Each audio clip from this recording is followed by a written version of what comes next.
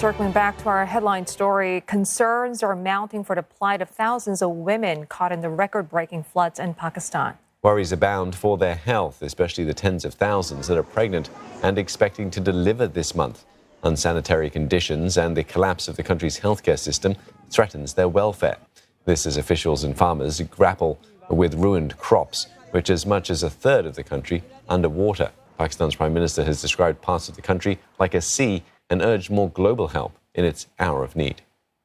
For more, let's speak now with Michael Kugelman. He's a Deputy Director and Senior Associate for South Asia at the Wilson Center, and he joins us this morning from Annapolis, Maryland. Michael, there doesn't seem to be signs of an end to the flooding anytime soon. What do you see as the most urgent challenges Pakistan is facing right now? And given the scale of the devastation, what's your biggest concern in the immediate future?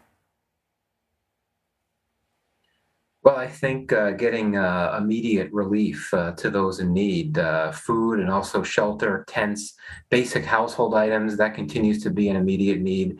And I would argue rescuing people that are stranded. Some of the most trusted aid workers in Pakistan just in recent days have indicated that as many as 90% of the flood affected in Pakistan have not received any assistance from anyone.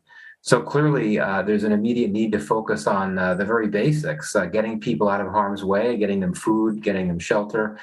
You also said in your introduction the health concerns. That also is an immediate problem. Waterborne disease is a very real threat right now. And indeed, also the fact that there are so many pregnant women in need of assistance. That is also an immediate concern. Beyond that, I think that we would need to look at concerns about food security, concerns about so many crops that have been destroyed, and so much arable or agricultural land that's been destroyed. So as we get into the coming weeks and months, there's good reason to worry about harvests not coming to pass in Pakistan this year. So unfortunately, there's all kinds of things to be very concerned about in the immediate moment and also in the weeks and months ahead.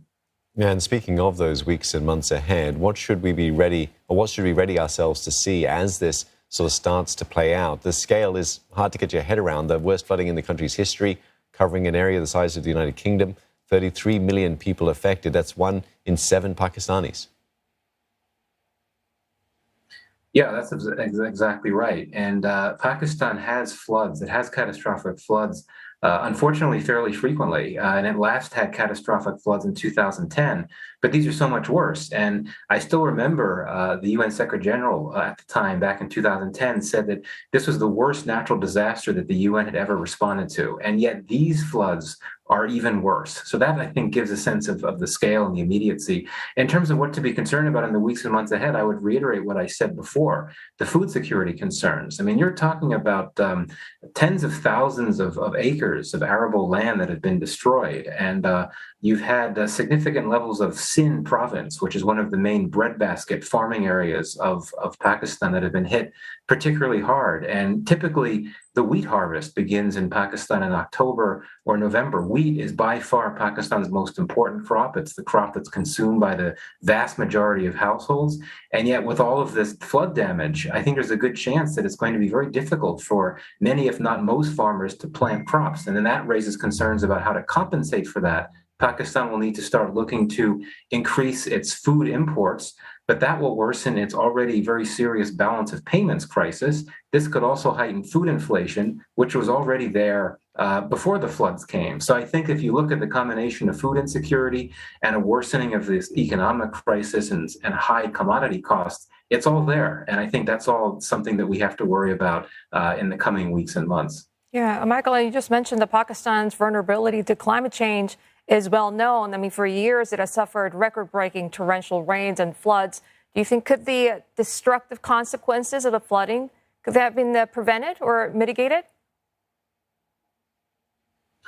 Well, I mean, these floods were triggered by monsoon rains that came much earlier than usual in Pakistan. They were relentless. And obviously, no one in Pakistan could have stopped the rain from starting, and no one could have stopped the rain from stopping, so to speak. There was nothing that could be done. But I think that there's been a lot of debate about what Pakistan could have done in previous years and really in previous decades to practice better, more judicious effective ecological governance. So for instance, doing things such as preventing building construction along rivers, because when you do that, you interrupt the natural flow of river water, which leads to more flood damage. And obviously, people living right along the rivers, if those buildings hadn't been allowed to be constructed, then maybe some of the people that were hurt or that died, that were based living on buildings near the rivers, maybe they wouldn't have suffered as much. So I think that the bottom line here is that no, Pakistan could not have prevented these floods, could not have prevented this catastrophe. But I do think if better governance had been practiced in previous decades, then at least the most damaging effects,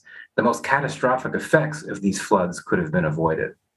Prime Minister Shahbaz Sharif says Pakistan is not to blame for the flooding. His climate change minister said they are paying the price for Western use of fossil fuels. What do you make of that narrative? Well, it is very true that Pakistan contributes very little to global carbon emissions. I think less than 1% of global emissions come from Pakistan.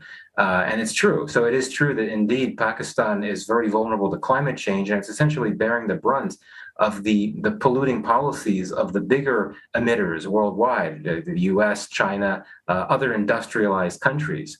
But again, I think that sort of gets away from the very important fact that there's more that Pakistan could have done towards adaptation, towards mitigation, to try to at least ease the most catastrophic effects of these climate-induced natural disasters that indeed Pakistan is not in a position to prevent. And final point, Pakistan has done its share of emissions. It has produced a lot of emissions. It burns a lot of dirty fuels. There's terrible air pollution in Pakistan. So I think there is something to be said for, even if Pakistan does not contribute in a big way to global emissions, there's much it could do at home just to reduce global warming and the immediate effects in Pakistan by practicing cleaner, greener policies, by embracing clean energy more and changes like that.